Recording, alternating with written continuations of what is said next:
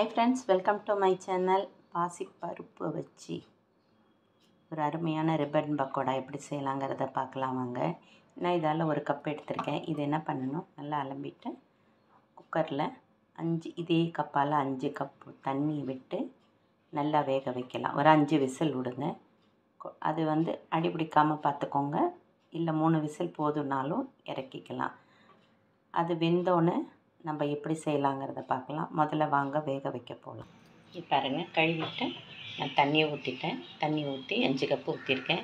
ஊற்றி இதை நல்லா நான் 3 விசில் தான் விட போகிறேன். 3 விசில் விட்டு இறக்கணுன்னு பார்க்கலாம் வாங்க.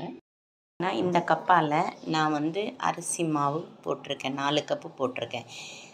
இதே கடை அரிசியாக இருந்தால் நீங்கள் வறுக்க வேண்டாம். நான் வீட்டில் அரைச்ச அரிசி மாவுனால் கொஞ்சம் வறுத்து போடுவேன். இதையும் வறுத்து போட்டுக்கலாம். பாருங்கள், மாவு சூடாகிற மாதிரி இருந்தால் போதும். அந்த அளவுக்கு போதும் பதம்.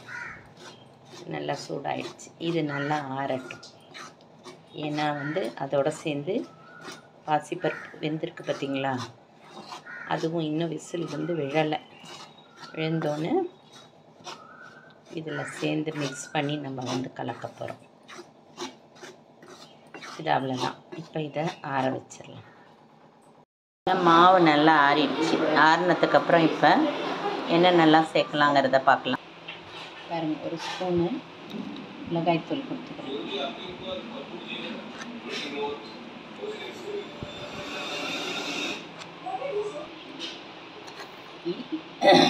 எள்ளு கொடுத்துக்கிறேன். ஒரு ஸ்பூனு எள்ளு. இவ்வளோ உப்பு போட்டுக்கலாம். பிசைஞ்சிட்டு வத்தலைன்னா மறுபடியும் போட்டுக்கலாம். ஒரு ஸ்பூன் கொடுத்துருக்கேன். அதுக்கப்புறம் பெருங்காயத்தூளாக இருந்ததுன்னா போட்டுக்கோங்க. நான் கட்டி பெருங்காயம் தண்ணியில் கரைச்சி வச்சுருக்கேன். அதுதான் நான் கொடுக்க போகிறேன். கட்டி பெருங்காயம் அதை அப்படியே கரைச்சி வச்சதுனால அதை அப்படியே கொடுத்துக்கலாம். தூள் இருந்தால் தூள் போட்டுக்கோங்க.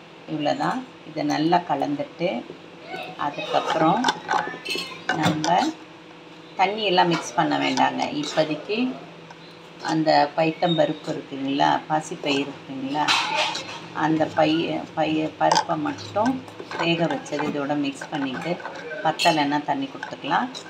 இதுலேயே கொஞ்சம் நெய்யும் சேர்த்துக்கலாம். ஒரு நிமிஷம் பாருங்கள், நெய்யும் கொடுத்துக்கிறேன். நல்லா வாசனையாக இருக்கும். நல்லா தாராளமாக 2 ஸ்பூன் கொடுத்துக்கிட்டேன். நல்லா கலந்துக்கலாம். கலந்துட்டு அதுக்கப்புறம் பைத்தம்பருப்பு பாருங்கள், பைத்தம்பருப்பு நல்லா வெந்திருக்கு. இதை நல்லா மிக்சியில் நீங்கள் அடிச்சுக்கிறதுனால அடிச்சுக்கலாம். நான் இப்போ என்ன பண்ண போகிறேன், அப்படியே கரண்டி வச்சு கடைஞ்சி விட்டுடலாம். நல்லா மசிஞ்சிடும். பண்ணிவிட்டு இதில் போட்டு கலந்துட்டு அதுக்கப்புறம் தண்ணி வேணுன்னா மிக்ஸ் பண்ணி பாருங்கள். நல்லா மசிஞ்சிருச்சு. இன்னும் கூட மசிய விட்டுக்கலாம். மாவில் பசைகிறப்ப எல்லாம் மசிஞ்சிடும். இந்த பருப்பில் இருந்த தண்ணியிலே நான் பசைஞ்சிட்டேங்க. பார்த்திங்கன்னா உங்களுக்கு நான் 1 கிளாஸ் தண்ணி தான் விட்டேன். நான் அதை விட கம்மியாக தான் விட்டேன். இப்போ கொஞ்சம் ஊறட்டும். அதுக்குள்ளே கடாய் வச்சுட்டு எண்ணெயை ஊற்றிட்டு செய்கிறப்ப எண்ணெய் நல்லா காயட்டும். அதுக்குள்ளே மாவு ரெடி ஆகிடுச்சு. இதில் பார்த்திங்கன்னா இதில் கொஞ்சம் எண்ணெயெல்லாம் தடவி வச்சுட்டேன். உள்ளுக்குள்ளே கொஞ்சம் எண்ணெய், இந்த வெளிப்பகுதியில் இருக்கிறதுலையும் குடியிலையும் எண்ணெய் தடவி வச்சுட்டேன். இப்போ இதுக்குள்ளே ஒரு பாலாக இந்த மாதிரி உருட்டிக்கிட்டு ஒன்று ஒன்றா போட்டு நம்ம புளியலாம். இப்போ ரிப்பன் பக்கோடா இல்லைங்களா, அந்த அச்சு தான் போடணும். அதை போட்டு நம்ம பண்ணலாம். பாருங்கள், இது வெந்தோடனே திருப்பி போடக்கூடாது. உடனே இது வேகட்டும். வெந்தோடனே அதை அந்த பபுள்ஸ் எல்லாம் வருது பாருங்கள், அதெல்லாம் அடங்கினோன்னே திருப்பி போட்டுக்கலாம். இப்போ பாருங்கள், அது திருப்பி போட்டாச்சு. இது கொஞ்சம் நேரம் வேகிறப்ப பின்னாடி திருப்பினோன்னு இங்கேயும் கொஞ்சம் பபுள்ஸ் எல்லாம் வருது பாருங்கள். அதெல்லாம் கொஞ்சம் நின்னோன்னு எடுத்துடலாம். அதுதான் வெந்துருச்சுன்னு கணக்கு. கொஞ்சம் அப்பப்போ கொஞ்சம் திருப்பி மட்டும் விட்டு எடுத்துக்கோங்க. இப்போ பாருங்கள், வெந்துருச்சு. இந்த கலர் வந்தோன்னு எடுத்து ஒரு வடிகட்டியில் எடுத்து வச்சுக்கோங்க. எண்ணெயெல்லாம் வடிஞ்ச மாதிரி பண்ணிக்கலாம். அடுத்தது இதுக்கு ஊற்றுறப்ப காணும். 1 லிட்டர் ஆயிலில் 3/4 லிட்டர் தீர்ந்துருச்சு. இப்போ பார்த்திங்கன்னா இதில் எவ்வளோ வந்துருக்குன்னா ரிப்பன் பக்கோடா இவ்வளோ வந்திருக்குது. இதுலேயே நாங்கள் 3 லேயர் சாப்பிட்டுட்டோம்.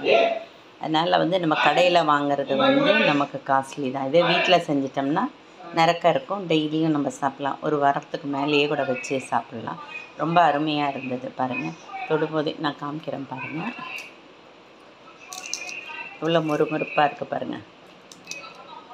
ரொம்ப டேஸ்ட்டாக இருக்குது. எல்லாமே வந்து நமக்கு வந்து சத்துள்ளது தான் இல்லைங்களா.